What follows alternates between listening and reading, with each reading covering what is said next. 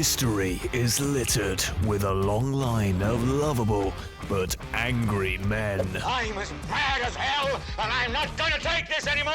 I'm gonna give you a damn good thrashing! Finally, my stupidity pays off! I don't believe it! But one man rises above them all. What just happened? He's mad as hell. It's Kevin O'Sullivan. In the annals of the Westminster bubble gang obsessing on themselves, the pathetic Privileges Committee probe into an alleged silly little 3-year-old lie must rate as one of the most ludicrous wastes of time and effort in British political history. And in a parliament full of self-important MPs for whom wasting time, effort and vast amounts of taxpayers' money is a way of life, that is no mean feat. This preposterously pompous inquiry into the fibs of a yesterday's man who is no longer Prime Minister and never will be again began last year on June the 29th. Even after their rambling 3-hour interrogation of an angry Boris Johnson, the 7 MPs on this preening panel haughtily inform us that their verdict cannot be reached until the summer. Why? Are this lot really so slow-witted it takes them 12 long months to decide whether or not Boris, horror of horrors, misled the House of Commons when he insisted that he did not deliberately break his own COVID rules during Downing Street's stupefying season of lockdown knees-ups?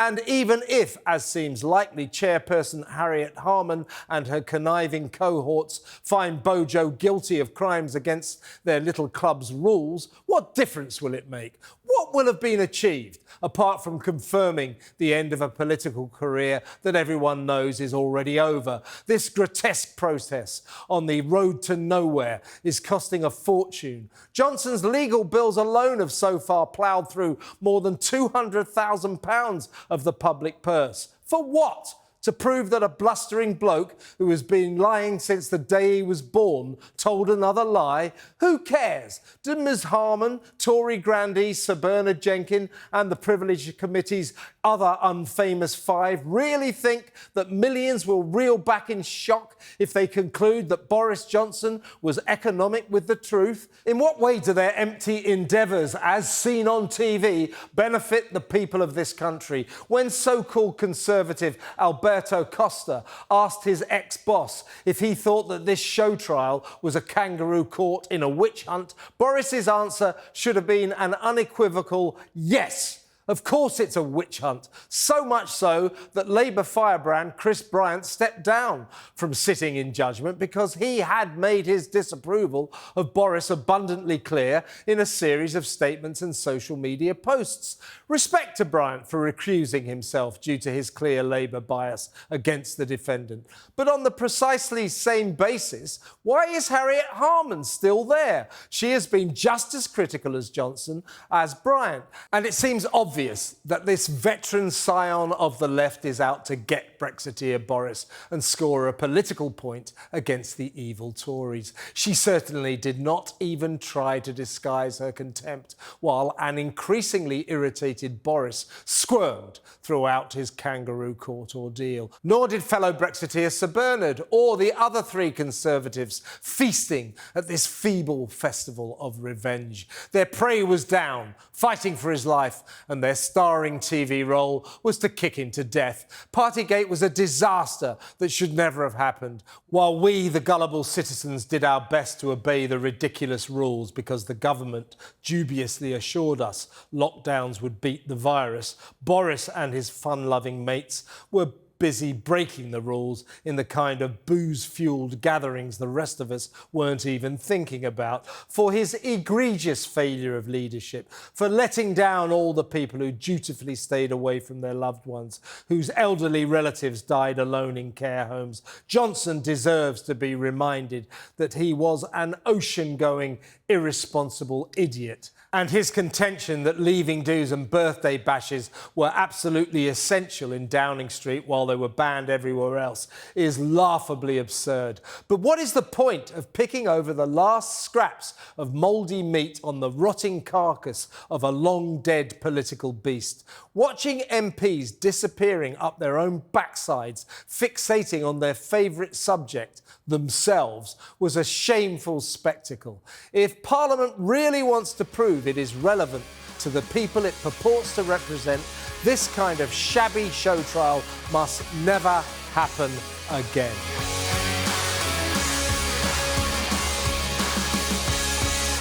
Well, that's what I think. Let's find out now what my panellists think. This week, a warm welcome to social commentator Precious Muir and our regular superstar guest, talkTV's very own sports legend, Mark Saggers. Welcome, both of you. Precious, you first. What do you think of what I think was a mass of Westminster navel-gazing, costing us a lot of money for no real reason, the Westminster Boris Johnson inquiry? I think obviously the taxpayers are paying for the situation that's going through, obviously lawyers in the investigation and so forth. But in a way, I feel like they're going to have to make him accountable for his actions. Yes, you're right. He deserves to be accountable. He deserves this fate in a way, because he broke his own stupid, ridiculous rules. He made the rules and literally went to a party. So he deserves this fate. However, do we, the taxpayers of this country, deserve to be spending millions of pounds on this drawn-out, year-long inquiry to establish that a former Prime Minister who is never coming back told a little white lie 3 years ago? It's ridiculous. It's navel-gazing. It is politicians, pompous politicians disappearing up their own It's not a white lie, though, is it? He's lying. Mr. Panic sits next to him. You could see the panic in his eyes at times. They don't care. None of them care. It's our money, by the way, paying for Mr. Panic, not Boris Johnson's. I would have thought more of the Prime Minister if he'd used some of the money that he's made since he's stopped being any sort of MP for his constituency by paying for what he's doing now. But oh no, of course not. It is all down to us. And in the end, they are taking the Michael. Yeah, politicians, Precious, by their very nature, distort the narrative. They lie to suit their own narrative. Of course. That's what politicians do. So why are we spending a year and millions of pounds to establish that a former politician, a front-line politician who won't ever be coming back, told a little fib 3 years ago?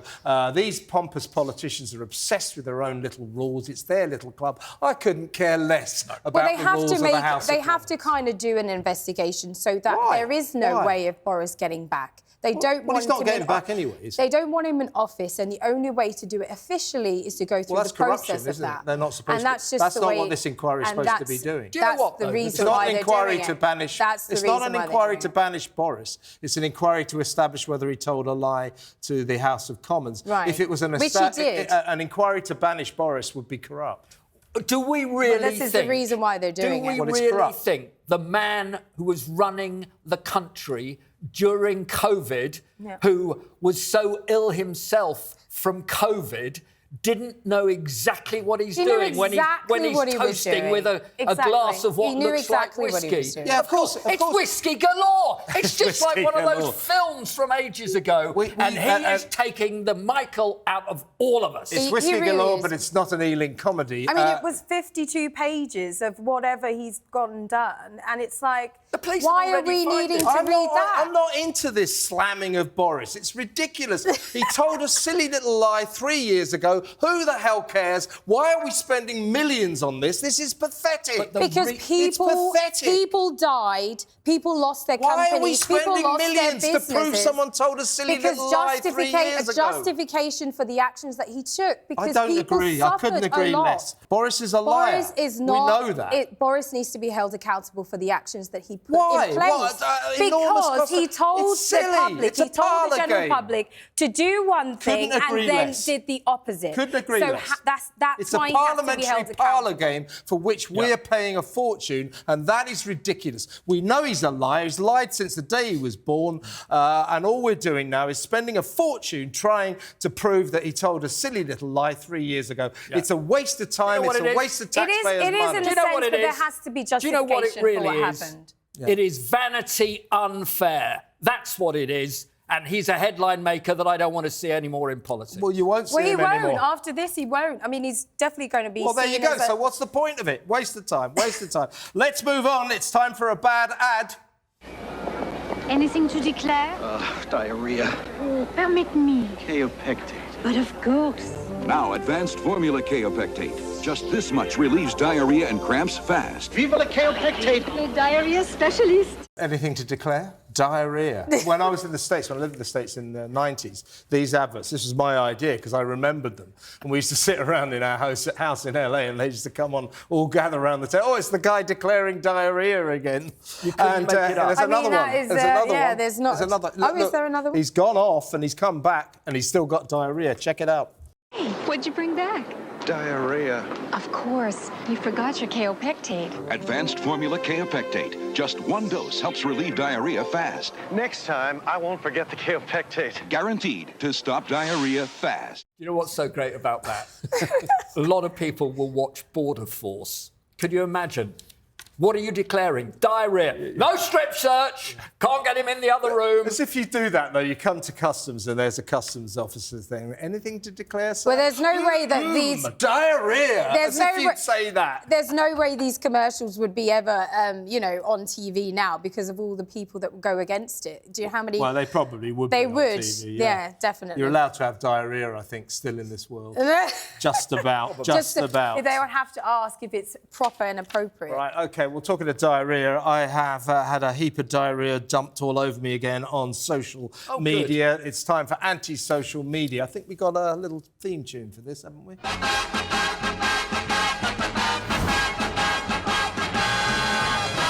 Here we go. AntiSocial media, rudest tweets of the week about me. Here we go. Kevin O'Sullivan doesn't know how to turn a computer on. Dinosaurs like him can't get to grips with the future. He is a deranged Tim Pot. I think the sort of slight problem with that is I do know how to turn a computer on. But Right. apart from that, really good tweet. Thanks very much. Here's another one. What does Kevin O'Sullivan do to make the world better? Nothing, I hope. If he stopped working tomorrow, nothing would change.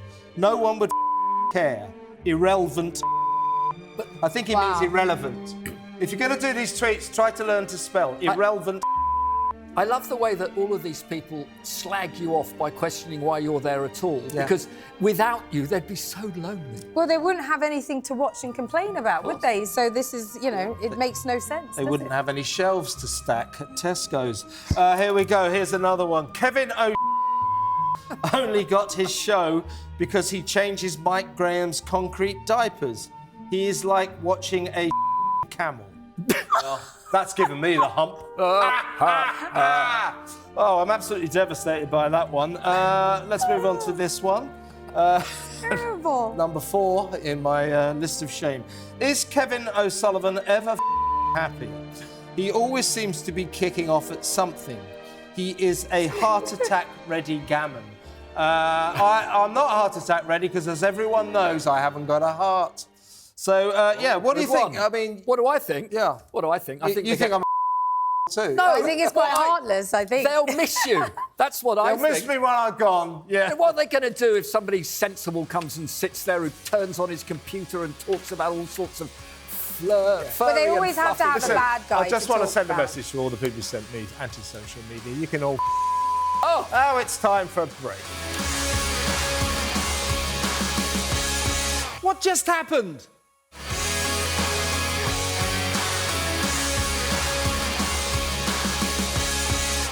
We are going to do a bit of bad TV now. Let's have a look at this.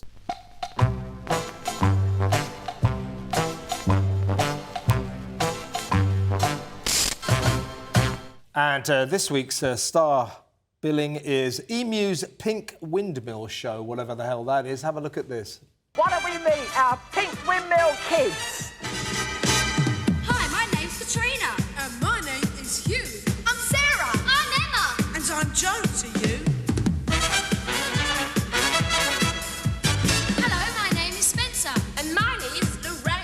name, ain't me? I'm Debbie, and my name is Abby.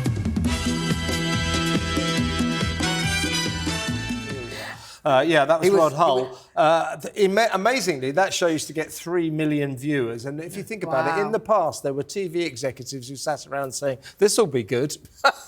But amazing. I mean, Rod Hull and his emu was a much watched. Yeah, people watch. loved Rod Hull. Well, it was ridiculous, though, wasn't he? There, but sadly, as you know, it's not a real emu, or else you could have seen one or two of them slipping in what was that would have been entertaining. In emu poo. Well, there you go. But I don't think it was very entertaining for the children. I think they were there working. It didn't seem like they were having much fun, to be honest. Well, they were working. They were stars of the show. There we It go. reminds me of that Cilla Black doing All Night Same Long thing with again. the break-dancing kids. It's just never worked with children, you know, always a bad idea. Or pets. Poor Rod Hull, of course, died when he fell from his roof while trying to put a TV aerial up.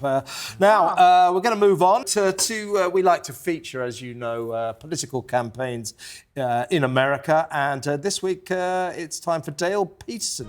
I'm Dale Peterson, and I'm after the Republican nomination for Alabama Agriculture Commissioner. I've been a farmer, a businessman, a cop, a Marine during Vietnam. So listen up. Alabama Ag Commissioner is one of the most powerful positions in Alabama, responsible for $5 billion. Bet you didn't know that. You know why? Thugs and criminals. If they can keep you in the dark, they can do whatever they want with all that money. And they don't give a rip about Alabama. We're Republicans. We should be better than that. I'm Dale Peterson. I'll name names and take no prisoners. Give me the Republican nomination for Ag Commission, and let's show Alabama we mean business. Terrible. Now, in a little while, I'm going to deliver my thoughts on the parole board and the probation service, who seem to have an increasing habit of letting very dangerous prisoners out onto the streets. Yeah. Gary Glitter recently, where we all cried, why are you letting this guy out, this lifelong paedophile, this raper of children? Exactly. Why are you letting him out after 8 years when he was sentenced to 16? And the authorities in their superior were, oh, you're just the ignorant masses. No, this man is ready to be paroled. They parole him. Guess what? About a week later, he's caught trying to get onto the dark web, no doubt to exploit and abuse children again. And they put him back into prison. Now, every time the authorities do this, the parole board or the probation service, they say, well, the prisons are so crowded. Well, I've got a better idea. Instead of letting out so many very dangerous people, threatening the safety of the British public, build more damn prisons. The moment they leave, they do the exact same thing they got them there in the first place. Particularly Paedophiles, sex offenders, paedophiles. Rapists have this inside of them. You can't change that. I agree with you. So the moment they're out in the public and they see a woman, they see a young child, they're going to continue the same violent abuse. Right. I don't understand the tariffs on these various sentences because 100% agree with at the moment, whatever you do, they only stay in for half if they're good How can people you get inside 16 prison. years and only do 8? I know, Exactly. and we forget about the victims here. We never, ever think about the victims. Never. The parole board and the probation board, what are they? Are they very woke these days? Yes, they are. Do they Guardian feel that readers. everybody can do what they say? The trouble is with hardened criminals, they just go, yes, yes, yes. Exactly. Out they come. And what is it? It's bunkum! Don't let them out. Build more prisons. Is there some sort of do-gooders paradise that they're able to go into these prisons and to sit down and counsel these people and say, hey, they're all okay now. Yeah, that's it. 18 years, 24 years, 30 years, whatever should mean exactly that.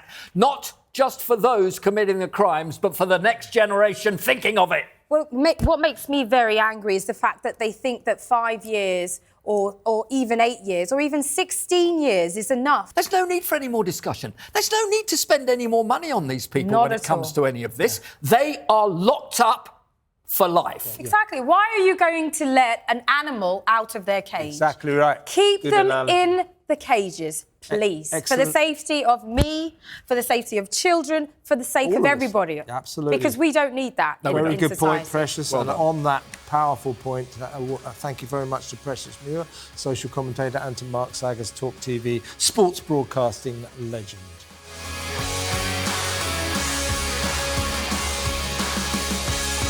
Here's an idea.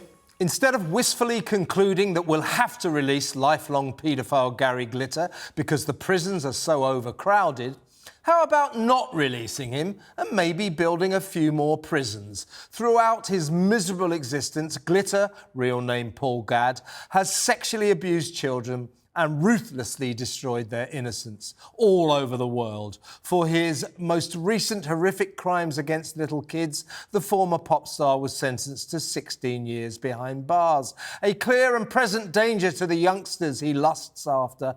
Getting this fiend off the streets was what the justice system should be all about, keeping Britain safe. Why then did the authorities, in their infinite lack of wisdom, decide to unleash Mr. Glitter on an unsuspecting public after serving just half of his sentence, letting him out with 8 years still to go? Hiring a celebrity-style limousine to transport him to a halfway hostel under the cover of night, helping him cover his face to avoid photographers and the harsh glare of the media spotlight, putting him up in a place within spitting distance of 10 local schools, triggering parental fury over this terrifying threat to the safety of their kids. And amid the outcry, the familiar superior tone of the parole and probation boards, who of course know better than the ignorant masses. Trouble is, they don't. And while we, the great British public, screamed, "What the hell do you think you're doing?" they ignored us. And Gary Glitter set about getting onto the dark web in order to exploit and abuse more children. Fortunately, he got caught and was immediately banged up again. Upon resuming his much-needed incarceration, I don't suppose Gary sang, "Hello, it's good to be back." But for the long-suffering British people, it was not so much good that this marauding monster was back in jail. It was essential. What possessed the authorities to release Glitter so early? The same madness that fueled the deranged decision to let out Colin Pitchfork, who raped and murdered 2 schoolgirls. Soon after his ill-advised release, Pitchfork was found hanging around a girls' school and was swiftly returned to prison. The same parole board was keen to allow taxi rapist John Warboys to once again enjoy the sweet taste of liberty. This time, the government successfully stepped in and blocked his ridiculous release. But a disturbing pattern is emerging. The parole and probation services are possessed of a mania for releasing dangerous inmates because the prisons are full up. A former British Airways pilot who killed his wife with a claw hammer and buried her in Royal Windsor Great Park looks set for freedom after a mere 13 years. A paedophile who raped 2 10-year-old girls is up for early release. Now adults, both outraged victims, have waived their right to anonymity to protest against this inappropriate kindness to the man who ruined their lives. Forgotten serial killer Patrick Mackay, who split a priest's head in half with an axe and hacked a defenceless grandmother into oblivion, is also busy persuading the parole board that he's a reformed character. Who cares? Keep him locked up and throw away the key. Prison is primarily for punishment. A paedophile cannot be reformed and should never be forgiven. Nor should an animal like the monstrous Mackay, who murdered as many as 11 people. There are numerous other cases currently being considered that will undoubtedly compromise the protection of the people. Cases that will put back onto the streets lethal criminals whose potential for reoffending is infinite. A terrifying probability rather than a remote possibility. And all because, drumroll, the packed prisons are overcrowded. So let's stop pretending that crime is on the wane, because it is not. Instead of weeping over jails filled to the rafters, build more of them and stop releasing Gary Glitter and the evil gang to inevitably commit more appalling offences. Come on, it's not rocket science. Let's stop prioritising prisoners' alleged human rights and let's start protecting children. Thank you and good night.